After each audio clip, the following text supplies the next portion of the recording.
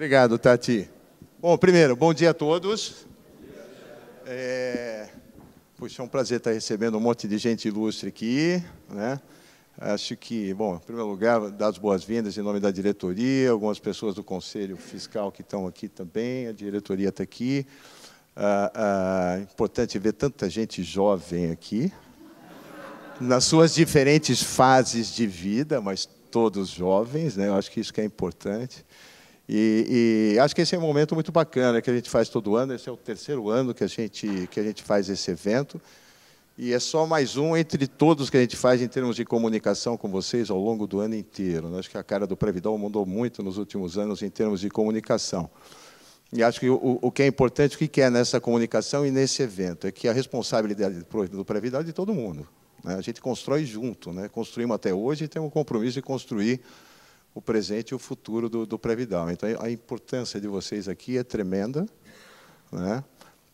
Temos um público aqui de quem ainda são nossos colegas atuais de empresa, temos um público que já não está mais autopatrocinado, temos um público que já é assistido, ou seja, todos parte integrante do Previdal e o Previdal, de novo, com esse canal e com todos os canais que a gente tem, sempre aberto, de forma muito, muito transparente, para que vocês tenham a oportunidade de nos ajudar a construir o Previdal cada vez melhor. Sempre foi forte, é forte, e temos certeza que vai continuar sendo forte, não tenho dúvida disso.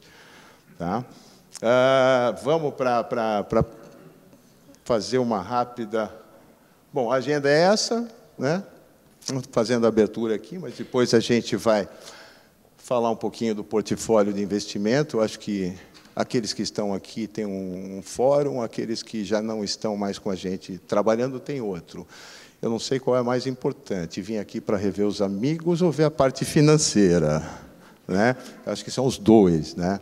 E acho que quando a gente tem essa mescla aqui de público, a gente está contemplando várias gerações, né? É aquilo, gente jovens em momentos distintos. Isso aqui acho que é o exemplo mais vivo de quanto que a gente tem que ter uma consciência de previdência, né?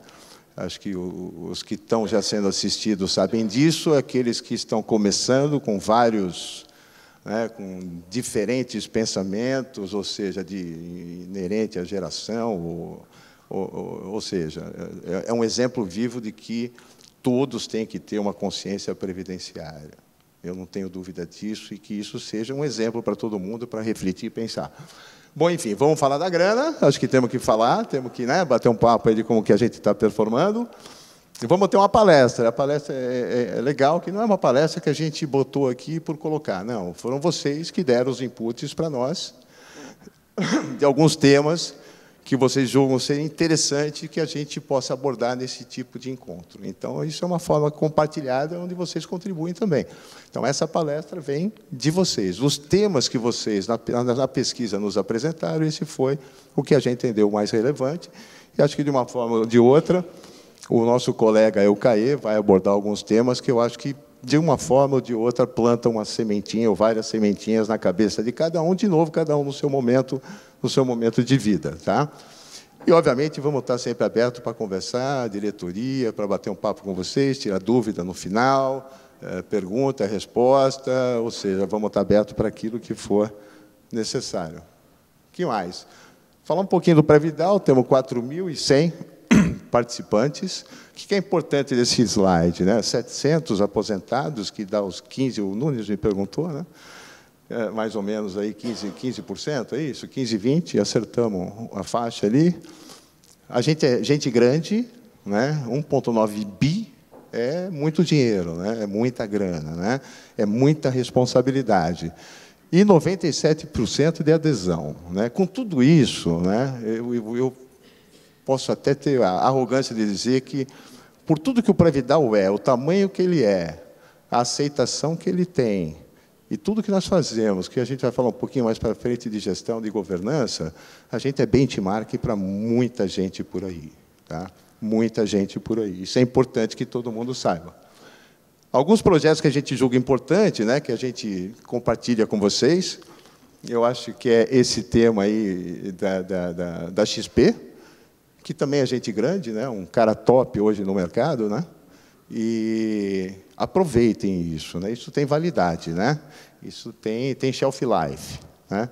Então, é um agreement que a gente fez com a XP, é um curso financeiro que deve estar na ordem de uns R$4.000, um curso desse no mercado, acho que é mais ou menos isso, e está à disposição de vocês, né? Eu acho que, para quem já teve a oportunidade de começar a fazer, ou fez esse treinamento, vai ter a vida financeira muito mais facilitada, tanto em termos de planejamento como de decisões. Então, aproveitem isso, tá? Novo modelo de gestão, ou seja, acho que esse é o ponto importante, que a gente sempre trabalhe muito forte na questão de gestão, de governança, né? E a gente se atreve a dizer, já disse para alguns no café, que hoje o Previdal ele é independente, né? E independente até mesmo de quem vai fazer a gestão do Previdal. Nós temos um processo de gestão de governança tão sólido que depende, talvez, de quem esteja na ação da diretoria, né? Isso é muito bacana, muita transparência, muita claridade, muita clareza, processos, né? que faz com que o Previdal seja um fundo de pensão extremamente transparente, sólido na sua gestão, nas suas ações, e isso é extremamente importante e muito independente de pessoas, independente de mim, da diretoria, ou de quem estiver ocupando essas cadeiras. Tem uma governança muito forte, e esse é um processo que a gente fez esse ano e vai ter continuidade, onde a gente faz todos os riscos de decisões, de processos, de tudo que envolve o Previdal. Tá bom? E a nova DAO. A nova DAO, todo mundo sabe que a DAO do POM, né? Separação vem daqui a pouco, spin-off, semente, ou seja, todas essas mudanças estruturais da organização, obviamente, impactam no Previdal, né? Então, eu vejo aqui muito mais trabalho operacional e burocrático, vamos dizer assim. A Patrícia, sendo do RH, que mais se envolve, que é a nossa diretora também do Previdal nesses temas, né? Mas para o Previdal não pega basicamente nada. É muito mais trabalho operacional, burocrático, governo, Previc, definições de como vem um pessoal para cá, como vai um pessoal para lá, e, no final do dia, não mexe muito nesse 1,9 bi. Né? Vai mexer, mexe, mas não mexe nada significativo. Tá bom? O que mais? Quem faz parte hoje do Previdal? Vivemos um mundo de mudanças, por isso que cada vez mais a gente tem que ter uma gestão, uma governança independente de pessoas, mas as coisas mudam. Hoje a gente está como superintendente, o Ricardo, que optou em trabalhar na área financeira e não em Hollywood, depois vocês vão ver, né? Graças a Deus ele optou pela parte financeira, né? Que assumiu o lugar onde a maioria de vocês conhece, o lugar do Pinheiro, né? Que nos deixou. Então, o Ricardo hoje os códigos técnicos aí, mas é a pessoa que cuida do nosso dinheiro efetivamente, né? Obviamente com todo o suporte e com uma decisão compartilhada da diretoria, mas é o nosso homem financeiro aí. A Mariana, que está ali. Levanta, Ricardo, só para o pessoal te conhecer, ele vai estar aqui com a gente daqui a pouco, mas esse é o Ricardo, tá? Mari, também faz parte da diretoria. A Patrícia, que já está com a gente há bastante tempo também, né, Patrícia? A gente é veterana aí de Previdal na diretoria. E o mais recente, que eu assumi da superintendência, assumiu a cadeira de diretor, é o Gustavo Ritt. Então, essa é a diretoria do Previdal. Eu acho, aí a gente tem os nossos braços direitos e, sei lá, tudo que a gente precisa, que é o Fábio, aí, que ajuda a gente na gestão, né, do Previdal. Ou seja, tudo que me pedem, assim, offline, é o Fábio, né? Fala com o Fábio vai ligar para você. Então, o Fábio é o que ajuda a gente nesse processo todo aí. E quem faz toda aquela comunicação com vocês, todo esse processo, e, obviamente, junto com a diretoria, é a Tati, que está ali. Ela que é a culpada de mandar todas as comunicações com você, seja qual for o veículo. O que mais? Aí tem o Conselho Fiscal, o Deliberativo, o Fabiano, nosso presidente, Valéria, a nossa CFO, o Laércio está aí. Eu vi o Laércio aí, está ali, o Laércio, que é um dos conselheiros aí. E do Conselho Fiscal temos também a Priscila Kulai, está ali, o Perrone, eu não sei se eu vi aqui, mas eu vi o Mori. O Mori está ali. Tá? Então, essa turma aí é que cuida da nossa grana, inclusive a minha, né? A nossa grana. Tá bom? O que mais? Opa, pulou. Voltou. Bom, aqui está o nosso... Eu vou chamar agora para a gente entrar no tema mais específico da parte de investimento, um ano complicado, político, econômico. Acho que todo mundo vê os resultados do Pré-Vidal, vê o resultado do dinheiro nosso no banco também, dos nossos investimentos e tudo mais, um monte de inquietude, um monte de incerteza. Acho que vamos começar um momento um pouco mais positivo, né, nesse nosso país aqui, isso ajuda a gente também. Mas o Ricardo agora vai que tem um currículo extenso e fantástico, um super profissional, independente do tema de Hollywood, mas um profissional fantástico, extremamente competente, não cuida só do nosso dinheiro, cuida do dinheiro da companhia também. O Ricardo vai bater um papinho com vocês na parte financeira, tá bom? E, no final, nós vamos estar à disposição, tanto aqui como lá fora, para conversar com vocês, escolher opiniões do evento, opiniões do Pré-Vidal, o que podemos fazer melhor, o que estamos fazendo errado, ou seja, vamos estar à disposição de todos vocês. Tá bom? Obrigado, gente.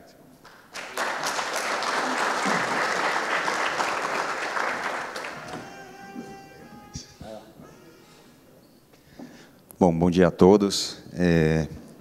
Primeiramente, deixa eu fazer uma breve apresentação minha, né, embora o Denis já tenha, né, falado bastante, mas eu sou o Ricardo Gutierrez, eu sou responsável, na verdade, tenho dupla atribuição aqui dentro da companhia. Então, eu sou responsável pela parte de riscos financeiros, cobrindo a América Latina como um todo, e também diretor de investimentos da Pré-Vidal, onde eu assumi essa posição em maio desse ano. Tá? Em termos de cronograma dessa apresentação, né? A minha ideia é começar falando um pouquinho sobre os principais acontecimentos do mercado, no segmento financeiro e econômico dentro do ano de 2018, isso focando no fronte doméstico e também externo. E aí, depois, a gente fala um pouquinho mais sobre como esses acontecimentos impactaram os principais ativos da nossa economia. E quando eu falo dos principais ativos, eu estou falando basicamente de dólar, estou falando de bolsa e estou falando também de juros, que são os componentes principais na nossa alocação de ativos dentro da nossa carteira. Na sequência, eu vou abrir um pouco a composição da nossa carteira, então como é que a gente está posicionado em termos de alocação de ativos. Nesse momento vai ser uma visão um pouco mais macro, digamos, da alocação da carteira. Depois a gente vai abrir essa carteira um pouco mais e vai falar numa ótica um pouquinho mais segmentada, um pouco mais micro, de como a gente está alocando esses 1,9 bi de reais de patrimônio que o Denis mencionou. Aí depois a gente vai entrar um pouquinho na parte de resultados, que é o que interessa bastante aqui a todo mundo, e aí a gente vai olhar algumas janelas específicas, né? Resultado do ano, resultado numa janela de 24 meses, 36 meses, e depois eu vou fazer um overview aí de uma rentabilidade retroativa de 2013 até o momento. Tá? Importante que o foco dessa apresentação, por mais curto prazo, quando a gente está falando de dentro do ano de 2018, é de janeiro até o final de setembro, tá? Onde a gente tem os resultados fechados. E aí, para fechar a apresentação, vou falar um pouquinho sobre as principais projeções de mercado, e aí a gente vai falar um pouco de PIB, um pouco de inflação, um pouco de juros, um pouco de câmbio, isso para os 2 meses que faltam aí para a finalização do ano, e 2019 também. Tá? Então, vamos começar aqui.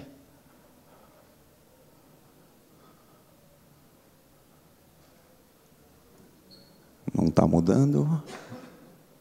Está com algum problema aqui, Tati? Não está girando, se você puder ir no manual. Isso, vamos lá.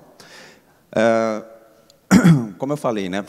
Basicamente, esse daqui é um gráfico que mostra o comportamento do real frente ao dólar de janeiro até setembro desse ano, né? Qual que é a leitura que a gente faz desse gráfico aqui, né? Como que a gente pode interpretar esse gráfico? Se a gente olhar aqui nos primeiros 2 meses de 2018, né, a gente tem uma relativa calma em termos de volatilidade, né? Então, você vê que o real ele acabou ainda se apreciando um pouquinho frente ao dólar aqui, mas se você olhar a volatilidade que a gente tem aqui no gráfico, ela é muito pequena, né? Por que a gente tem essa volatilidade muito baixa? Bom, são basicamente três fatores, né? O primeiro é que no começo de 2018, as projeções para a economia, né, para crescimento das economias, tanto as emergentes quanto aquelas que fazem parte do grupo G7, que a gente chama, que são as 7 maiores economias do mundo, essas projeções elas eram muito positivas. Então, vamos tomar como exemplo Brasil, né? No começo de 2018, existia uma expectativa de que o Brasil crescesse 2,7% no ano.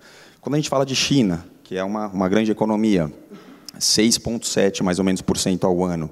Quando a gente foca em Estados Unidos, 3% ao ano, né? Então, tudo isso, resumindo, existia uma expectativa muito boa com relação ao crescimento das economias, né? Segundo, em termos de inflação, as projeções com relação às inflações dos países era uma projeção muito otimista em termos de inflação mais comportada, né? Então, voltando, eu vou usar esses 3 países como exemplo sempre para poder ilustrar. Brasil, a gente tinha uma projeção de inflação de 4,5%, que está dentro do target do Banco Central, que é 4,5%, com aquela tolerância de 2% para cima e 2% para baixo. China, uma inflação de 2,5%, e Estados Unidos, 1,8%, 1,9%. O importante desse número é que estaria abaixo dos 2%, que é o target do Banco Central, para poder revisitar o tema de aumento ou não de juros norte-americanos. E aí o terceiro ponto que sustentou esse comportamento bem estável do câmbio nos primeiros 2 meses foi, basicamente, as projeções com relação a juros, né? Então, as projeções para o Brasil giravam em torno aí de 6%, 6,5%. E o mais importante é que as projeções para os Estados Unidos, para fechamento de 2018, elas estavam abaixo dos 2%, né? Então, o que aconteceu aqui, efetivamente, nesse momento, né? Então, fevereiro, a gente termina um mês com um câmbio super comportado, e aqui vocês estão vendo que foi desenhado nesse gráfico um canal, né?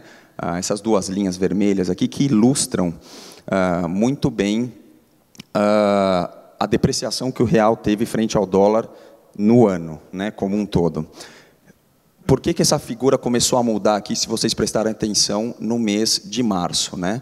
Porque no mês de março a gente começou a ver muitos dados sendo comunicados para o mercado com relação a Estados Unidos. Então, o crescimento da criação de empregos dos Estados Unidos começou a ser muito forte, acelerado.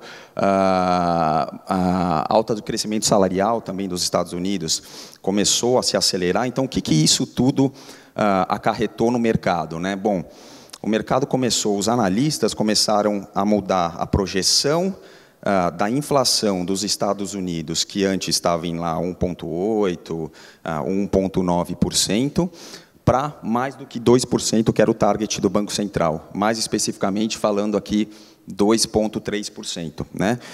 Aí, o que isso significa? Bom, isso significa, basicamente, que o mercado começou a questionar qual seria a velocidade que o Banco Central norte-americano iria implementar o ciclo do que a gente chama de aperto monetário, né? Ou seja, com que velocidade que o Banco Central norte-americano ele ia começar a subir os juros, né? Com isso posto, a gente começou a ver essa tendência de depreciação do real frente ao dólar, tá?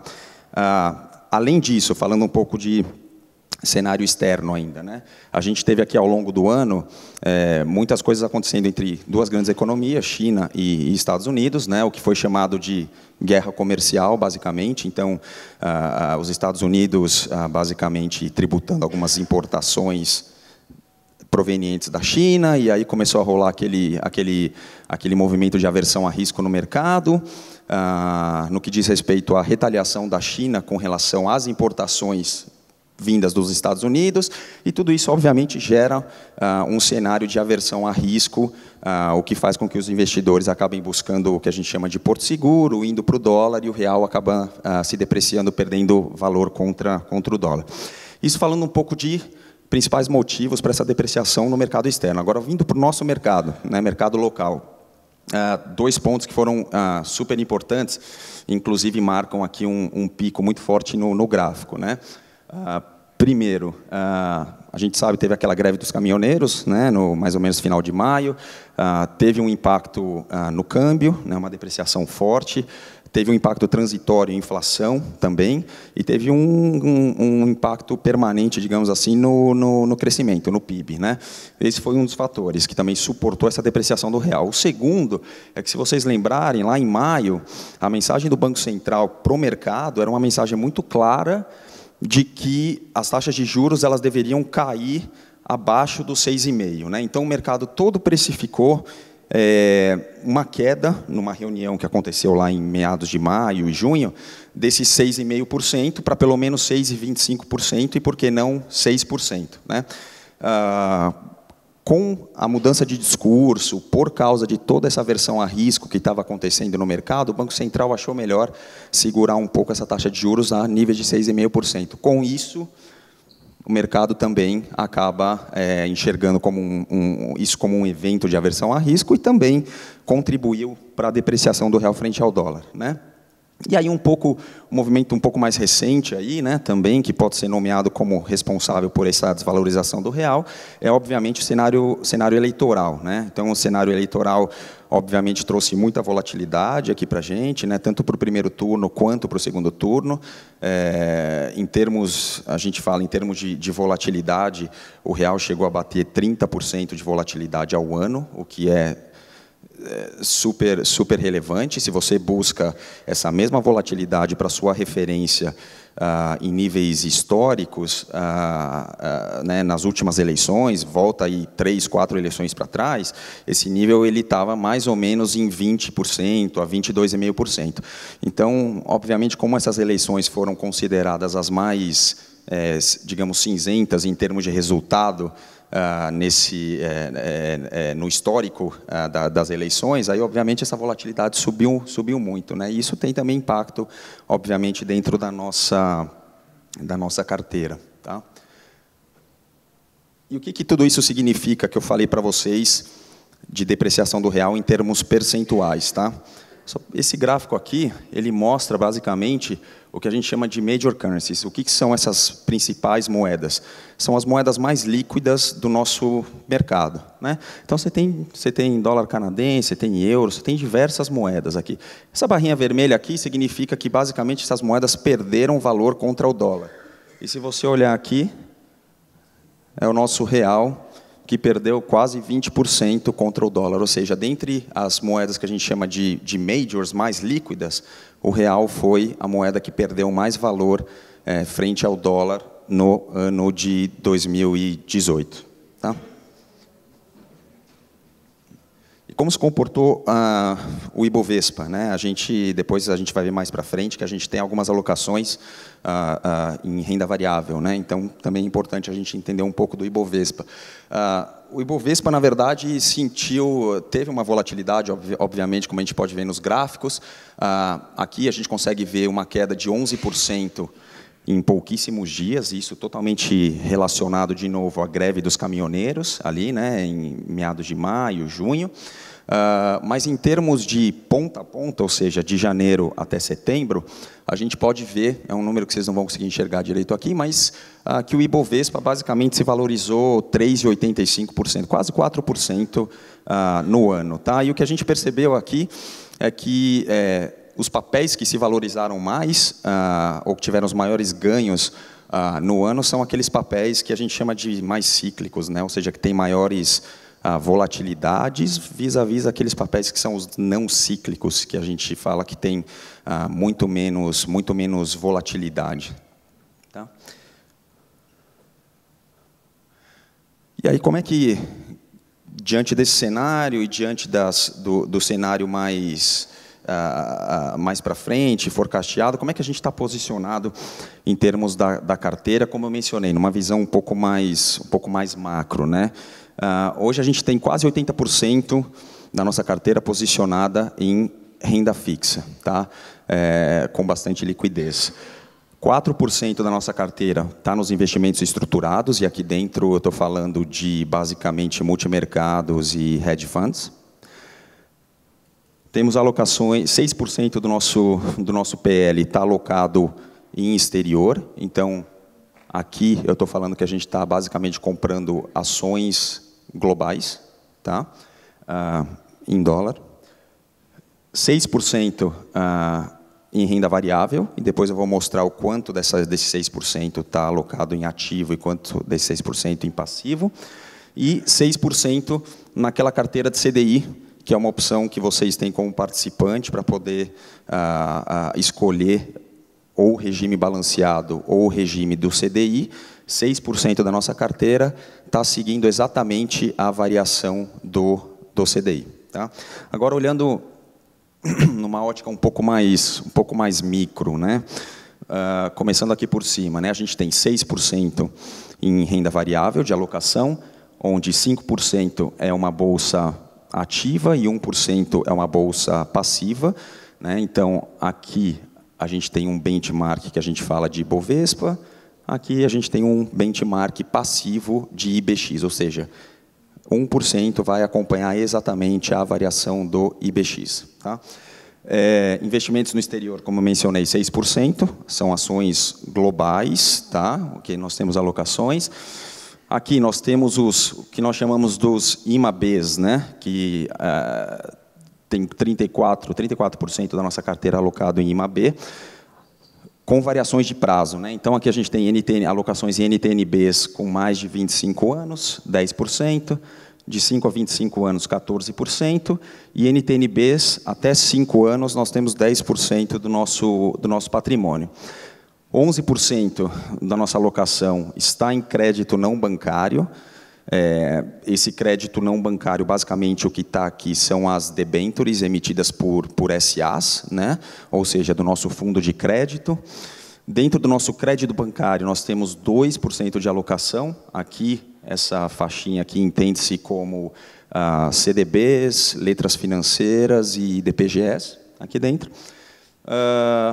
1% está em pré com menos de 1 ano de tempo, né, de papel, e 2% em pré com mais de 1 ano. E aqui, a grande porção ela está em liquidez pós. Tá? Quase 40% da nossa carteira, como eu falei, é uma carteira bem líquida, ela está composta por liquidez pós, e aqui dentro, basicamente, a gente tem operações compromissadas. Tá? São operações compromissadas que compõem esses 38%. Agora, em termos de resultados para algumas janelas, né? Começando aqui pelo resultado do ano, né? Essa barrinha aqui, está aparecendo azul, significa qual é a rentabilidade da Pré-Vidal no ano. Essa barrinha aqui é a nossa meta, que é o INPC mais 4,5 de cupom.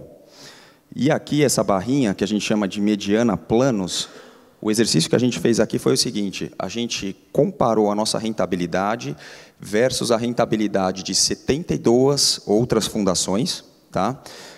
Que tem um patrimônio de 45 bilhões de reais. Tá? Então, a gente fez esse comparativo. Como é que a gente está, então, no ano, né? Vis-à-vis a meta? 4,16 contra 6,58. A nossa expectativa é que agora, no mês de outubro, a gente consiga, se não fechar esse gap, a gente consiga diminuir muito esse gap aqui. Tá? Então, a rentabilidade de outubro deve vir bem positiva por alguns fatores específicos. Tá? Agora, vamos olhar no que, né, por uma ótica que a gente gosta bastante de olhar também para poder casar com a nossa estratégia, que é uma estratégia de longo prazo. Então, é importante que a gente olhe os resultados da Pré-Vidal no mês a mês. É importante, porque, afinal, o mês a mês, a janela do mês a mês, é o que vai compor os nossos resultados de mais longo prazo. No entanto, a nossa estratégia ela não é focada no curto prazo. Obviamente, porque os recursos previdenciários também não são recursos de curto prazo, né? Então, por isso que a gente gosta de olhar bastante as janelas um pouco mais alongadas, para ter uma ideia de como que a gente está performando. Então, vamos lá, vamos para a janela de 24 meses. 22% a Previdal está entregando, contra uma meta de 16%. Tá? Contra um benchmark aqui, da mediana de planos, de 20%. Tá? Vamos para 36 meses. 49% a Previdal está entregando, contra uma meta de 33% e uma mediana de planos de 37%. Tá? O que isso significa agora, traduzindo um pouco, porque a gente fala muito em INPC mais 4,5, tal, vamos traduzir isso para uma linguagem um pouco mais simples, que é uma linguagem de CDI, que é o que todo mundo está acostumado. Né? Como que esses 24 meses se comparam ao CDI? 114% do CDI ao ano. Tá? É como se você ligasse para o seu gerente e ele te oferecesse uma aplicação a 114% do CDI. Né? 36 meses. Qual é a equivalência disso para o percentual do CDI? 137% do CDI ao ano.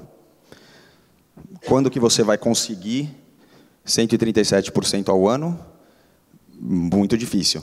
Se você, na pessoa física, ligar para o seu banco, falar, eu quero uma aplicação 137% do CDI. O que você vai conseguir chegar? Normalmente, quando você vai tomar o risco de alocar o seu dinheiro, pessoa física, para uma instituição financeira, aquelas que vão estar pagando mais são aquelas que têm um risco de crédito maior. Né? Então, alguns bancos que a gente chama de bancos de segunda linha, né? Esses bancos vão te oferecer um pouco mais. O que esses bancos vão te oferecer? Só para a gente ter uma ideia, um benchmark, para a gente poder correlacionar com os resultados que a gente está mostrando.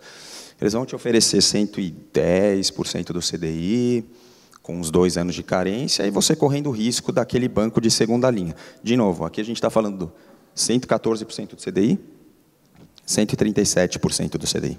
Tá? Então, isso só mostra que a nossa estratégia, no longo prazo, ela é uma estratégia eficiente. No curto prazo, sim, podemos ter o que a gente chama de soluço. Né? Os nossos ativos eles são todos marcados a mercado. Então, pode ser que sim, no mês você tenha uma rentabilidade que talvez você ache que não é a ideal, pode ser que aconteça, mas tudo isso está casado para uma estratégia mais eficiente no longo prazo, e não no curtíssimo prazo, não no mês a mês. Tá bom? Agora, abrindo, como eu falei, a rentabilidade da Previdal comparada com o INPC mais 4,5%, voltando num histórico ali desde 2013. Né? Então, você pode ver que a gente teve alguns períodos onde a gente ficou abaixo do INPC mais 4,5%, mas que essa tendência ela se reverteu aqui, mais ou menos ali em outubro de 2016, e dali para frente, só resultados positivos contra o INPC mais 4,5%. Então, hoje a gente tem contra o INPC mais 4,5% acumulado desde dezembro de 2013, a gente tem um spread de 4,5% mais ou menos, que é a diferença dos 70 para os 66. Tá bom? E agora, para a gente falar um pouquinho, para fechar aqui, para a gente falar um pouco sobre as projeções para 2018 e para 2019, né, começando com IPCA. Né? Esse ano a gente não deve ter muita surpresa. Né? Então, 2018, hoje a nossa inflação é 4,5%, a gente deve fechar um pouquinho abaixo disso, dentro da meta, sem surpresas aí. Ano que vem, projeções mostrando uma inflação de mais ou menos 4,25%, um comentário importante aqui para fazer. Hoje, 2018, a nossa meta é 4,5%, meta do Banco Central inflacionária. Ano que vem, 4,25%, 2020, 4%. Então, significa dizer que as projeções apontam para um resultado inflacionário para 2019 dentro da meta estabelecida do Banco Central de 4% para o ano que vem. Tá bom? Com relação à PIB, né? Como eu falei, a gente começou o ano ali olhando 2,7, 2,8 mais ou menos de crescimento, que não deve ser surpresa para ninguém, porque esse crescimento é sempre revisado para baixo ao longo do tempo. A gente deve estar fechando o ano em torno de 1,3%, mais ou menos. Expectativa para o ano de 2019, um crescimento de 2,5%. Se você pergunta, isso aqui é projeção oficial do Banco Central, relatório Focus. Se você me perguntar, Ricardo, o que você acha disso aqui? Eu acho muito. Eu não acho que a gente vai de novo nesses 2,5%, né? Por quê? Porque a gente está olhando um cenário, como eu falei, de políticas monetárias mais contracionistas, Estados Unidos subindo juros, que começou o ano em 1,5%, já entregou 3 altas de 0,25 esse ano, já foi para 2,25, deve ter mais uma ainda, 2,5%, né? Ano que vem, projeção, expectativa, mais 4 altas, que vai levar os juros lá fora dos Estados Unidos para mais ou menos 3,5%. A gente vai ter que subir os nossos juros também, né? Não vai dar para a gente segurar isso a 6,5%, porque acho que por fatores óbvios aqui, né? Se a gente segura 6,5%, obviamente os investidores vão pegar o dinheiro que está alocado aqui nos títulos, que tem uma rentabilidade, que tem um prêmio pelo risco, e vão acabar alocando para treasuries dos Estados Unidos, para equities, para qualquer coisa, porque o prêmio pelo risco ele acaba diminuindo conforme os Estados Unidos sobem a taxa e a gente mantém ou reduz a nossa taxa básica de juros. Então, tudo isso vai gerar, na minha opinião, essa política contracionista, menos liquidez e etc., vai gerar um crescimento um pouco desacelerado, né? Além disso, a gente tem o tema que vai ser foco no ano que vem, falando um pouco agora de mercado doméstico, que é a aprovação da reforma da Previdência, né? As contas públicas elas estão super pressionadas hoje, né? A reforma da Previdência é a maior despesa do governo, e, né, ela é responsável por 60% do orçamento federal. Se essa reforma não for aprovada, e não basta ser só aprovada, ela tem que ser aprovada com índice de diluição baixo, né? Se ela não for aprovada, ou for aprovada com índice de diluição alto, provavelmente o que a gente vai ver aqui é uma redução de confiança dos investidores. A gente vai ver esse 60% de orçamento federal subindo para mais ou menos 70% até 2035, que é um nível bem insustentável. Em termos de dívida sobre o PIB, a gente vai estar vendo a nossa dívida aqui hoje sobre o PIB de 75%, ela deve passar para 200% em 2035. Então, isso, sem dúvida, vai gerar um cenário de aversão, de confiança reduzida dos investidores. Então, tudo vai girar no ano que vem em torno de 3 fatores, né? Reforma, na minha opinião, reforma da Previdência no fronte local, no fronte externo, a velocidade com que os Estados Unidos vão estar dando continuidade ao aperto monetário. E mais um tema importante é como a Inglaterra vai fazer a transição para fora da zona do euro no famoso Brexit, né? Isso vão ser os três pilares que vão guiar basicamente o mercado no ano que vem. Aqui a gente tem uma projeção de Selic, tá? Então essa linha aqui é o que o Focus projeta para a Selic no ano que vem. Ou seja, a projeção oficial do Banco Central, 8%, e aqui é o que o mercado futuro, do que a gente chama de DI, né, ou seja, de juros, é o que o mercado futuro acredita que vai ser a Selic no ano que vem, ou seja, existe um prêmio aqui entre o que o Focus acredita e o que o mercado efetivamente está tradando, negociando em termos de papéis e de juros futuros, tá? Aqui a gente tem um gráfico que mostra os juros acumulados em 12 meses. Então, hoje a gente tem juros acumulados de 2%, né? Simplesmente Selic menos inflação. A média de 2018 de juros acumulados foi 3,2%. Tá? Então, repara, a gente tem uma média de 2018 de 3,2% de juros reais.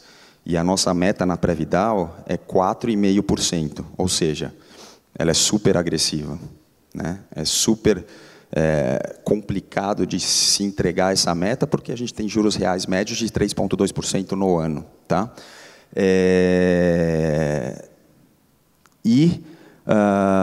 As projeções, provavelmente, aqui para juros reais, né, para o ano que vem, como a gente está falando de uma inflação mais ou menos aí 4,25, a gente viu que tanto no mercado futuro de DI quanto o Selic, o mercado concorda que a gente precisa de uma alta aí de taxa básica de juros, então provavelmente esses juros reais no ano que vem eles vão estar maiores do que esses 2% atuais ou até os 3,2% de média de 2018.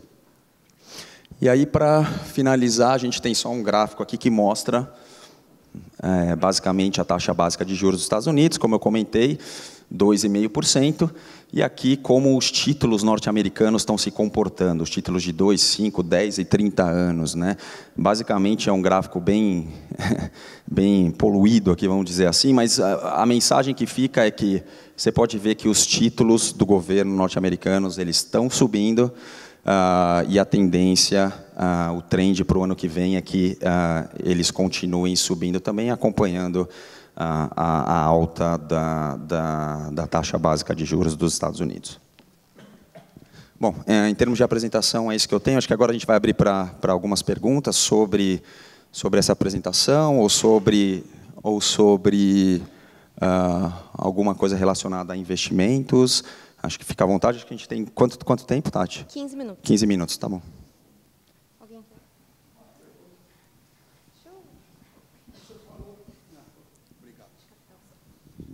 Uma pergunta. Você falou sobre a reforma da Previdência e que isso é fundamental para os resultados da gestão pública, certo? No entretanto, até hoje, eu nunca consegui ver quem realmente é responsável pelo déficit. Se é o setor privado, se é o setor público, onde que está a geração desse déficit? Inclusive, tem gente que fala que toda essa história não é verdadeira. Qual é a sua opinião sobre isso? Na verdade, a minha opinião é que a maior parte desse déficit da Previdência ele acaba vindo do setor público. Tá? Com relação, já ouvi bastante isso também, com relação a... Não sabemos se isso é uma realidade também. Obviamente, essa caixinha a gente aqui não consegue abrir, mas a minha opinião é que a gente fez recentemente até um estudo, né, com relação a essa proporção de déficit público e privado. Nessa proporção, a gente chegou a mais ou menos 65% vindo do público e 35% vindo do privado. Tá?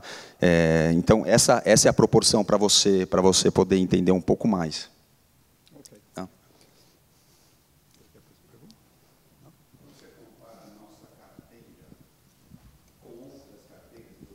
Perfeito. Obviamente, e não a DI, certo? Perfeito. Exato, senão seria equiparada, né? É que outras companhias também têm, às vezes, a opção de arrojado ou mais conservador, e nós não temos. Nós temos só TI ou balanceada. Perfeito. Você saiu daqui ou para lá. Exato. Então, quando você compara, é com a balanceada, não é com a DI. Não, com a balanceada. Porque se eu comparo com a DI, essas barrinhas aqui elas teriam que estar exatamente no mesmo nível. Porque a nossa carteira ela acompanha, a DI acompanha 100% da variação do DI, e a carteira DI das outras fundações também iria acompanhar 100% da variação do DI. Claro. Barrinhas iguais. Então, o que eu estou comparando aqui é 72 fundações com planos de benefício de contribuição definida, tá? Que é o nosso plano majoritariamente, carteiras balanceadas, tá? Não é a carteira DI. Então, esses resultados que você viu é contra carteira balanceada. Você falou de projeção para 2019, mas não falou nada. Que tal a DI ou a balanceada? Ah, tá bom. Tá. Isso daqui é balanceado. É balanceado. Foi dito que essa vinda da Dupont não muda nada. Eles também, eu imagino que eles tenham também um fundo, e esse fundo junta com o nosso? Na verdade, essa transição para a Dupont, né, a gente espera que a gente tenha uma redução leve do nosso patrimônio. Né? ou seja, de PL que efetivamente vai acabar no NET migrando para a Dupont. Tá? Mas em termos de gestão interna, as alocações, os veículos utilizados, nada disso muda para a gente. Então não vai ser um fundo só? Oi? Não vai ser só uma previdência? Não vai ser. Tudo bem? Bom dia.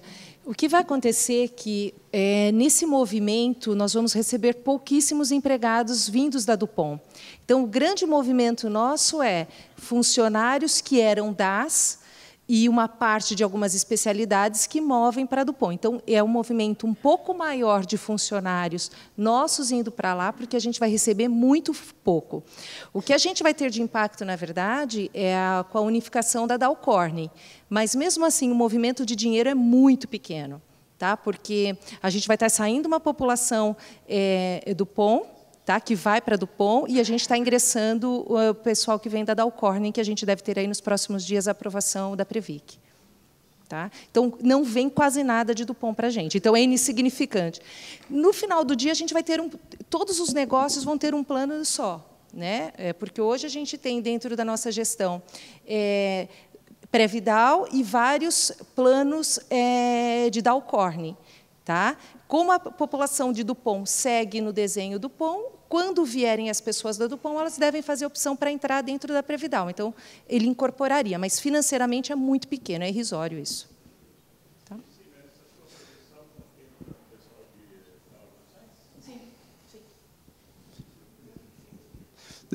Posso só fazer um adendo com relação à pergunta... Qual é o seu nome, desculpa? Luiz, Lunes, desculpa. Com relação à sua pergunta, você mencionou, você falou, a gente falou um pouco das projeções para 2019, mas não falou se era... Você está só para deixar isso bem claro, tá? Para garantir o entendimento, você está falando deste gráfico?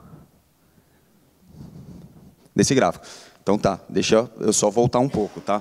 Quando eu estou falando 24 meses, isso daqui não é projeção. Isso daqui é realizado, tá? É para trás. Só balanceado, isso.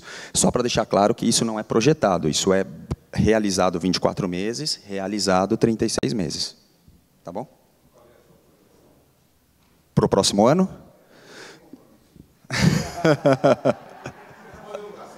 No cafezinho?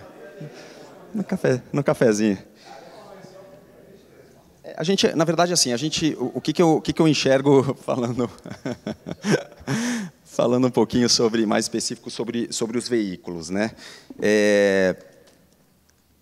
Renda variável, por exemplo, se eu falo, para ser bem coerente, né? Se eu falo aqui que 2,5% de crescimento de PIB, para mim, Ricardo, não é concreto, eu devo ter, por exemplo, uma alocação de talvez X% em renda variável, ou devo ter uma alocação de X menos 1 em renda variável? Né? Seguramente X menos 1. Tá? Essa estratégia, como aqui a gente está olhando só até o final de setembro, essa estratégia já começou a ser implementada desde agora. Tá? Então, basicamente, a nossa alocação em renda variável local, ela diminui. Vamos para as alocações em renda variável offshore, os fundos de ações globais. Né? Se eu entendo que existe um crescimento, um pick-up de crescimento nos Estados Unidos ainda para ser feito, qual é a tendência? O que eu devo fazer? Eu devo pegar a grana daqui, colocar lá fora para capturar esse movimento. Se eu entendo que existem muitos fatores no ano que vem, né, que vão ser importantes e que vão provavelmente sustentar uma depreciação do real frente ao dólar, o que eu faço? Ponho a minha grana lá fora, para eu poder ganhar além do fator crescimento e no fator câmbio. Né? Então basicamente, assim, para responder a sua pergunta, a gente está tomando todas as medidas com o cenário projetado já para o ano que vem, mas já nesse ano, visando entregar, ou melhor, não entregar, superar essa meta do INPC mais 4,5%. Então, essa é a nossa expectativa através do desenho das estratégias que já começaram a ser implementadas nesse ano, visando o cenário prospectivo. Tá?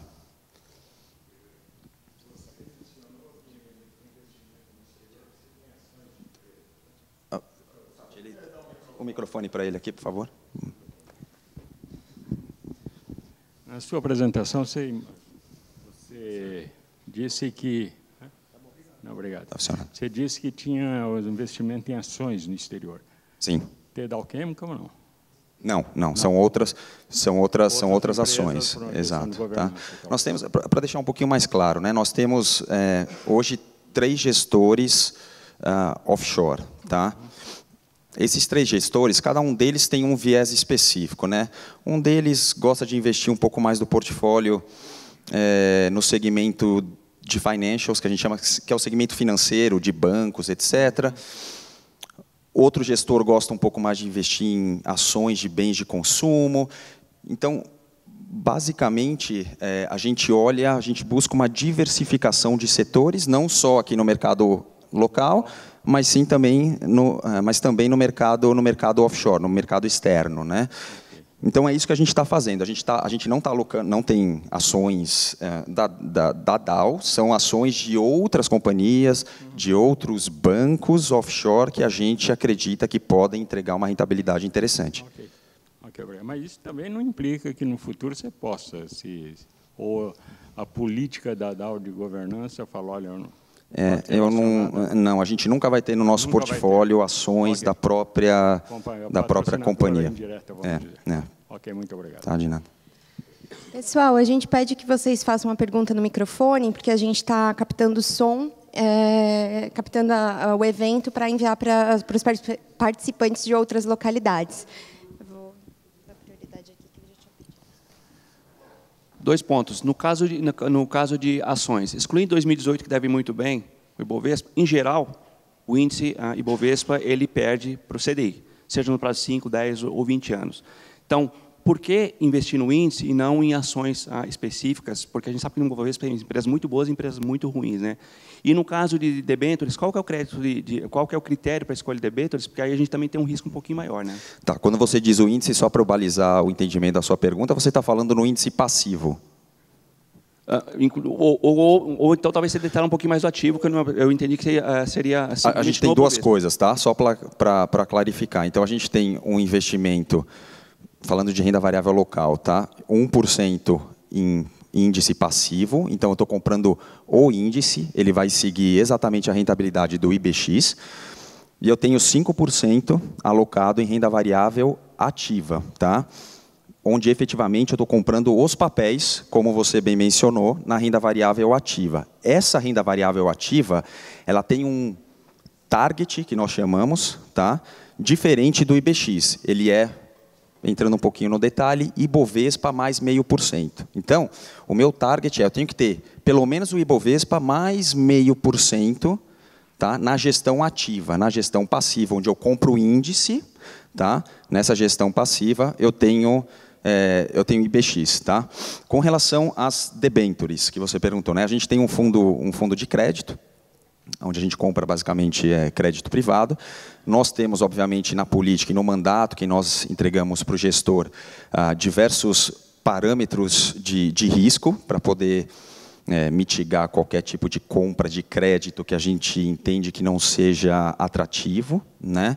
A gente tem, dentro da nossa política de risco, a gente tem um índice específico que se chama valor em risco também, que mede basicamente o quanto que a gente pode tomar de risco naquele papel específico, naquela ação específica, ou seja, a nossa política ela é extremamente bem moldada para mitigação de riscos, né? Então, o que eu quero dizer com isso em linhas bem simplistas? Eu não posso simplesmente pegar uma empresa que é uma empresa que está quase falindo, com um risco de crédito super ruim, e alocar isso para dentro do meu portfólio, né? Então, existem parâmetros para mitigação desses riscos específicos, porque, como eu falei, a gente está falando de recursos previdenciários, a gente não está falando de day trade, swing trade, a gente não está falando disso. A gente está falando de recursos, grana de vocês, longo prazo. Bom dia, meu nome é Pavan, sou da Dow AgroSciences. Hoje existem 2 opções de investimentos apenas para os participantes, ou a balanceada ou DI. E, recentemente, com a fusão, a criação da Corteva, a gente analisou, por exemplo, a Duprev tem 4 planos de investimento. A Previdal está planejando algum outro estudo, tem um terceiro ou um quarto, porque apenas 100% em balanceado ou 100% em DI. Não dá para ter 50-50, algo assim? A gente, na verdade, assim, a gente sente, isso é minha opinião, pelo que eu tenho sentido até em conversas com alguns dos participantes, né? A gente acha que, na verdade, a demanda para se colocar outras opções de investimento, ela é uma demanda relativamente baixa, tá? Então, qual é o nosso pensamento aqui? Bom, vamos oferecer uma carteira 100% conservadora, com uma carteira não tão conservadora, que tenta, né, gerar um pouco de alfa, um pouco mais de resultado sobre o CDI, e para aquelas pessoas que têm uma demanda específica para modelos mais agressivos de gestão, ou comprar, não sei, fundos cambiais, ou qualquer coisa desse tipo, como a gente enxerga que essa demanda ela é extremamente baixa, a gente prefere, por enquanto, seguir só com esses dois modelos ou esses dois perfis de investimento. Mas, respondendo à sua pergunta, eu acho que a implementação de modelos extra de perfis de investimento, ela gera uma complexidade enorme, né? E para justificar um pouco dessa complexidade enorme, a gente precisa ter uma demanda que a gente considere relevante. E hoje eu não sinto que a gente tem isso. Só para complementar, a gente, obviamente, faz esses estudos, né? E fizemos, acho que 1 ano, 2 anos atrás. Isso traz o que a gente viu, né? Tem muitas empresas que foram para o conservador, o moderado, o agressivo, e muitas voltaram, porque não tem demanda. Então, ou seja, o grande público acaba ficando onde está mesmo. É muito pouca a variação. Gera um custo administrativo maior, uma complexidade de alocação extremamente complexa, né? Ou seja, toda a análise que a gente fez e a questão da rentabilidade, que quando compara a nossa com o mais agressivo dos outros, nós estamos bem para caramba. Então, quando você vai um pouquinho mais a fundo nessa análise, né, a gente, era legal ter. Bom, legal ter não adianta, estamos aqui para ter coisa legal, temos que estar aqui para fazer coisa que traz resultado para todo mundo. Essa análise que a gente fez mostra isso, que a gente está bem. E o que a gente fez para não sair do 8 e ir para o 80, foi entrar com esse outro modelo que, para quem está num momento já de desfrutar, vamos dizer assim, ou de ser assistido, em momentos como esse ano que a gente passou, tem uma tranquilidade, né? Os critérios, a análise que a gente fez e a conclusão que a gente tirou de tudo que a gente viu, os benchmarks que a gente fez, as empresas que tem, estamos muito bem.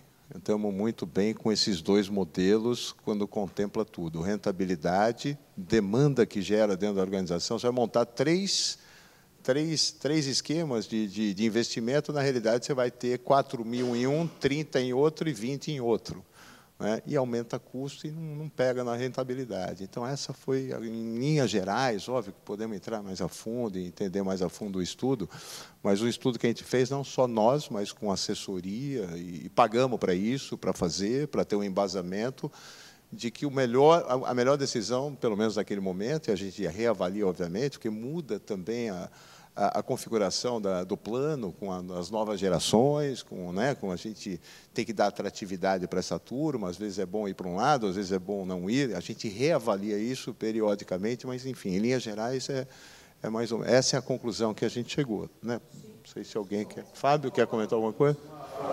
Quanto por cento do nosso capital hoje está na balanceada, principalmente do DI, e também para participantes?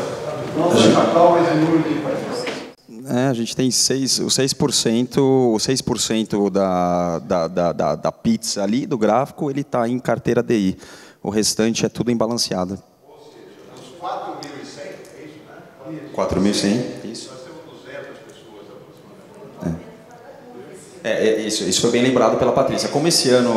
Em função do ano que a gente está. No meu caso, eu migrei para dentro. Exato. Imagina se a gente está no ano... Normalmente, cenário num ano como o nosso, né, um ano eleitoral, com mais volatilidade, etc., normalmente as pessoas tendem a tomar um approach mais conservador, que foi o que a gente viu esse ano. Né? Vocês têm a opção de mudar 2 vezes, né? 2 vezes ao ano para fazer essa migração de carteira, e a gente viu uma migração bem fora da curva esse ano por causa do que o cenário eleitoral poderia trazer de riscos.